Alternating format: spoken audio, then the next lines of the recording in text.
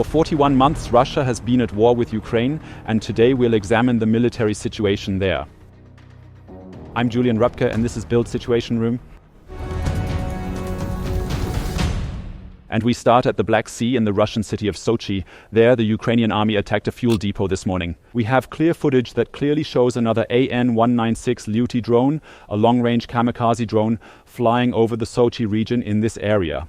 And we also see anti-aircraft fire all around, left and right, aimed at this drone. Here you can see it relatively well. It was narrowly missed by various heavy machine guns that are being used. Nevertheless, in the end, the Lyuty makes it with its, here we see it, with its roughly 5 meters in length, managed to get through, and also in Sochi, apparently near the airport area, to plunge straight into one of the fuel storage tanks situated there. We now see eyewitnesses here who are filming the whole thing from the Russian side, and that's quite interesting because, in fact, Ukraine has refrained from such attacks for several months now. It was thought or assumed that there was pressure from the USA because these attacks on Russia's fuel infrastructure, including the refinery infrastructure, really hurt them. We recall that Moscow implemented an export ban on gasoline and other refined products earlier this year to stabilize the domestic market. The Russians actually complained about these attacks and even raised the issue with Donald Trump. And while we're seeing how these fuel tanks burned here tonight, it seems it was also the White House that, in the meantime, told Ukraine to please not do such things anymore. That would disrupt the negotiations. Meanwhile, as we know, Donald Trump saw through Vladimir Putin and said he essentially told him nothing but complete bullshit, quote Donald Trump. And he is not at all focused on achieving the peace that the USA and Ukraine are aiming for. And for this reason, there is now probably a new green light for such types of attacks from the Ukrainian side towards the infrastructure of the Russian regime.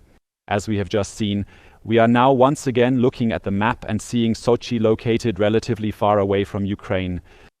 Yes, it's only about 500 kilometers to the Ukrainian border. However, we know that the entire southern Ukraine is under Russian control. That means to the front line, it's actually quite a significant distance from where the nearest Ukrainian drone could have even launched. And we have information from the Ukrainian side that the drone took a highly interesting route, specifically flying around Crimea here, then over Georgia, and ultimately attacked Sochi from the south.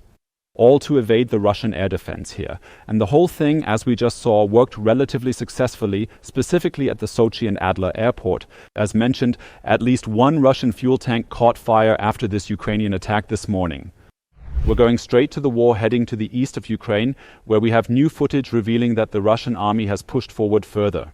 There are no flag videos yet, but instead we have footage from the Ukrainians using drones to target and reduce Russian forces, clearly indicating that another village or even two more are at least partially under Russian control. Here we see footage from the Ukrainian army in the village of Poltavka. Poltavka is another village located directly between the towns of Kostiantynivka on one side and Mirnohrad and Pokrovsk on the other side.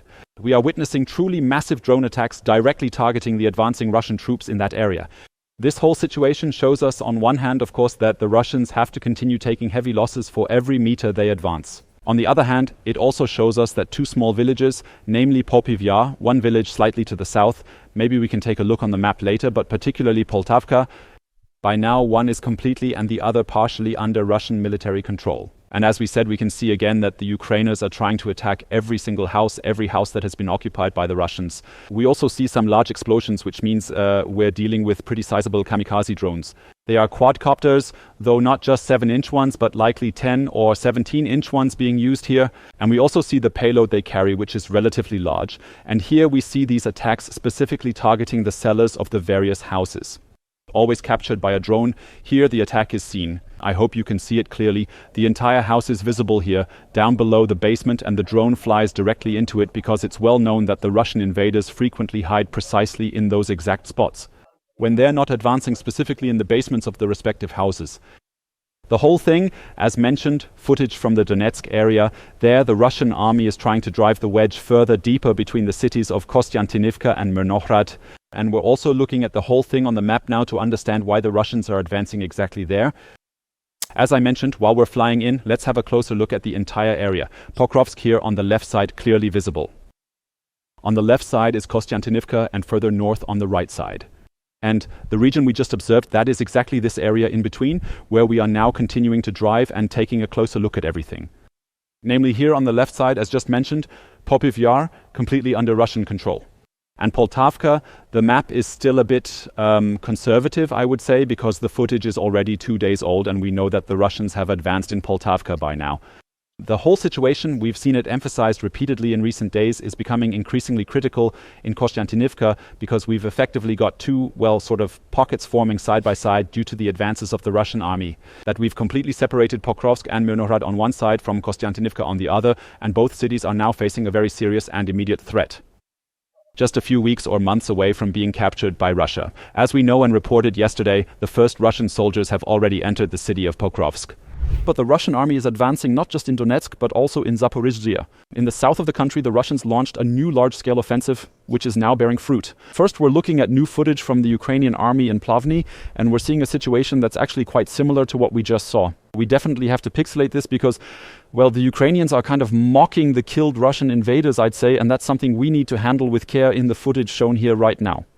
That's why it's repeatedly pixelated at various points. However, we can also see here that heavy drones are being used to attack the houses in Plavny in the Zaporizhzhya region, one after the other. We can see these are actually quite large groups of Russian soldiers, it must be clearly stated.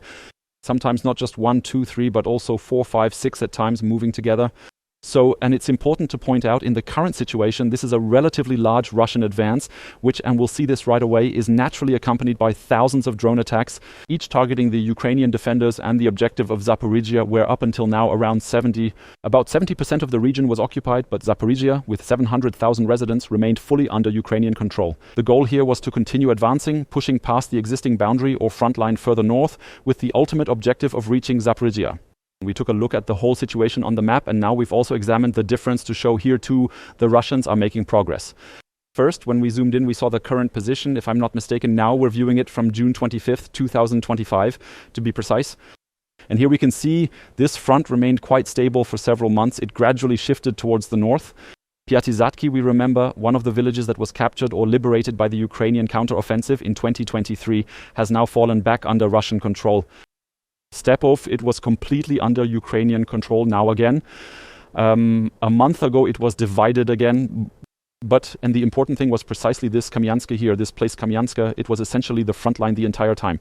There, the Russians didn't manage to push forward at all. Also, I hope it's visible because here on the left is the dried up reservoir from the Dnieper River. And here this water flows, there's essentially a water-bearing path leading inward, like a wide and deep inlet of this massive reservoir. And that's why it was relatively easy for the Ukrainians to hold it, because the Russians kept advancing south of it, always pushing against this reservoir and just couldn't advance as far by land. Still, here's this small crossing. I think it's visible on the left, this little crossing.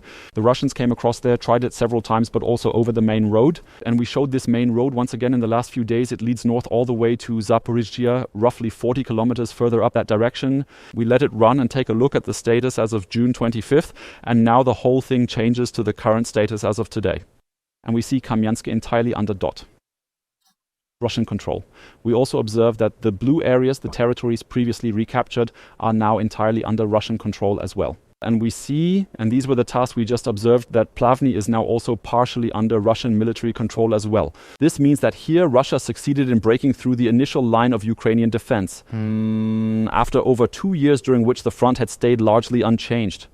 And the next town is Stepnohirsk. Stepnohirsk is the main defense line of the Ukrainians here in Zaporizhzhya. The Russians aren't here yet, but we see they are still, we see that they are still about 2 kilometers away from Stepnohirsk, and the Ukrainians will, of course, do everything to prevent the Russians from advancing further and reaching this town. We'll leave this here for a moment, and now we'll see a new video showing how the Russians, parallel to this ground advance we just witnessed, have been attacking every day with dozens of Molniya-type fixed-wing drones. These are relatively large drones, which also carry a relatively large explosive payload, and of course they've also been using small FPV-style kamikaze drones with rotors. We'll soon see the path that these drones all take. They all fly along here by the reservoir or across what was once the reservoir over this specific area. Kamyansky Plavny to Stepnohirsk to carry out their attacks on Ukraine, and we'll take a closer look at it all in the following video right here. Here we have it. These are Ukrainian units actively launching the Molniya drones. Take another quick look to see the size of each explosive charge in detail, because that is actually a relatively powerful drone. And this whole thing here at the front, this is the massive bomb with roughly 10 kilos of weight that is set up here. We see the wings, the battery, but up front, that's the bomb. which is carried by these drones each time. And we see this is exactly the area we just saw. So these are the villages. On the left side, always the reservoir, the dried up reservoir. And all the drones always flew north. Here you could always see it quite well. All of this here used to be this massive large reservoir until Russia blew up the dam at Novokakhovka, and since then we've had this huge, vast, dried up area here. Nevertheless, it's very clear to see the Russians are still using these landscape features. Simply put, you can say there's the city and there's always the reservoir nearby. That means you essentially fly by sight along those roads that lead north in the direction of Zaporizhzhya, and we see the Ukrainians tracking the Russian drones and attempting to shoot them down here, or at least to knock them from the sky. These are all successful attacks here. We see 3 attacks here, but the Russians launch dozens every day, even in this region alone. That means that's one of the main reasons why the Ukrainians are really struggling to defend their positions here, are these massive Russian drone attacks and their overwhelming advantage in kamikaze drones as they produce them continuously on a massive industrial scale. Here, once again, very clearly visible, so this large bomb that's mounted here at the front, right behind the battery, which is securely attached. And besides that, there's likely also a VTX, a video transmission device allowing the Russians to see precisely their location and giving the drone operator or pilot a clear view of the surroundings as well, where we are, the Ukrainian positions, and then attack them as necessary. We stay in the south of the country, move from the Zaporizhzhya region to the Kherson region, and here we see Russian attacks, in this case on a patrol boat of the Ukrainian army. And these attacks are also carried out with fiber optic drones, clearly showing us that there is now a significant risk for ships, particularly patrol boats like this one operating near Sadov, when they are operating even in their own territory, relatively far from the front, as it's not near Russian occupied areas. And we can see here that during the approach, the Ukrainians already sensed that danger was imminent and are now jumping off the boat. We can clearly see it here. They're practically leaping into the water in every direction to avoid this attack. And this is the boat afterward. We've thoroughly checked the entire scene. There are no bodies or injured individuals visible in the footage. Nonetheless, we also see boats and ships are now increasingly facing threats from the dangers of fiber optics. And what we see is also something where Western nations perhaps might at least take an example and see that future attacks on their navy will most likely also be carried out, especially through the widespread use of kamikaze drone technology. We see here again, this is the Inhulets. It's a river within the Kherson region. We'll also see it on the map in a moment. Just to point it out again, this is not directly near the front, or rather it's several kilometers away. And we're taking a look at this whole situation to see how far the Russian drones, fiber optic guided drones, which is very important, have managed to penetrate to strike here. We know in the south here, everything below the Dnipro is Russian occupied. The blue area here is the liberated territory, specifically around the major city of Kherson. And what we just saw, the river wasn't actually the Dnieper, which you can see here, but it was the Inhulets, which we've now also marked on the map. A small river that runs along here. And what we just experienced was an attack roughly at this bend of the Inhulets. That means the Russians are, as we can see here, capable with their fiber optic drones. Approximately 12-13 kilometers to fly and catch the Ukrainian forces completely off guard, precisely where this naval unit, that ship-based contingent, had not anticipated or expected any such strike. That the Russians would fly in 10 to 12 kilometers over the front and launch their attack on the Inhulets, targeting their patrol boats stationed in that exact location. And because fiber optic guided drones have become such a dominant force in this war, we want to take a closer look by watching 3 more videos from various sides that showcase their deployment. First, a Ukrainian video that shows that now when they finally have these drones, they didn't use them for a long time because they thought, well, we already have the radio-controlled drones. They worked relatively well too, but they were kind of forced by this innovation push from the Russians, who suddenly had thousands of them on the battlefield, to join in on it. And now we're essentially seeing how these fiber optic guided Ukrainian drones are advancing into various hangars or garages. We just saw that quads and motorcycles were parked inside the house, and the drone was essentially able to fly right in there, identify everything, and then carry out an attack accordingly. Here we see another former stable, most likely used for housing cows or pigs within the agricultural sector. And we see another fiber optic guided drone from the Ukrainians, which can move around inside the stable. Now we saw it. It didn't attack the empty stable or the empty animal pens, since the animals are no longer there, as everything had been destroyed by the Russian forces, but instead focused on the supplies that were positioned here by the Russian army, which it could effectively target and strike down with precision. This shows us The fiberglass drones have reached the Ukrainians. Here's another example, something that would have been completely impossible before. You basically float at head height, at running height of someone through the forest, then rediscover the Russian camp here with the ATV parked there and attack it accordingly.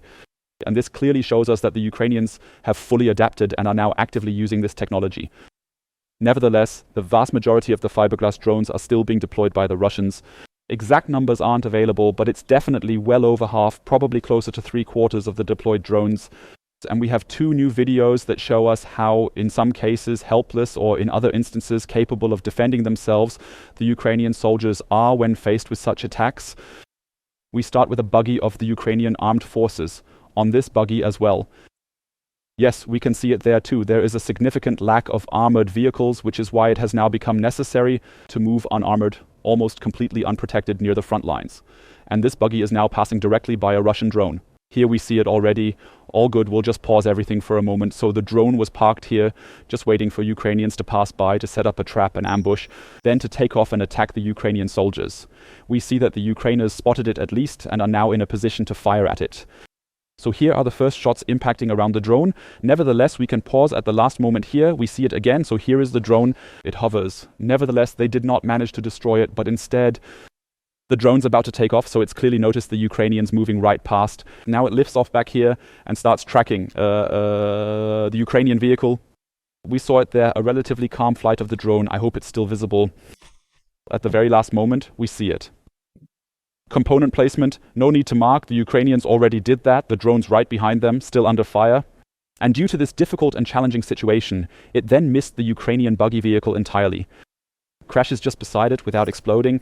In this case, it was probably hit by one of the rifles, but we see just how close life and death are. The Ukrainians are trying everything. We can already see that the soldier is moving to the right behind the car or the vehicle, trying not to get hit, trying to somehow escape the shrapnel. However, his colleague keeps firing at the drone, and that's how they managed to have it narrowly miss the vehicle entirely. In this case, it was luck for the Ukrainers that they saw it just in time and could do something about it. We have another situation where Ukrainians just got out of their vehicle and are being attacked, and there's really nothing they can do to stop what's about to happen right there. So we're looking at the situation here. We're moving right along one of these tree rows. Probably a position here needed to be reinforced or rotated. And we can also see the sun setting down over there in the distance. And now it's quite clear to see here, I think at the right moment we need to stop. So here's the Russian drone that is approaching. And interestingly, and we see this very often with the Russians, it doesn't primarily target the soldiers, but rather the vehicles. So they wanted to take away the Ukrainians' ability to move, wanted to cut off their logistics. And that's not achieved primarily by killing individual soldiers, but rather by targeting any kind of vehicle that moves toward the front lines. We can see now the Ukrainians can only watch. That's the impact. It's also quite interesting to see here again, all these jammers, they cost so much money, probably tens of thousands of euros were invested in their development, all completely useless against fiber-guided drones. Just from a time 6 months ago or 12 months ago when they were radio-guided drones that the Russians were using. Yes, a stroke of luck for the Ukrainians. No one got hurt, and they can still manage to retrieve their supplies from the attacked vehicle. We are seeing it here now. You can also hear these drones approaching, and that's why the Ukrainians can now, so to speak, be sure that they won't be attacked. Now, more drones are coming, and you can see here, okay, not everything has completely exploded yet. The vehicle obviously isn't moving anymore. Nevertheless, all the supplies, ammunition, or food is being unloaded now and then transported to their designated positions for immediate distribution. We can still see that drone warfare has completely changed the war and will probably also change and dominate every war in the future, at least between relatively modern states.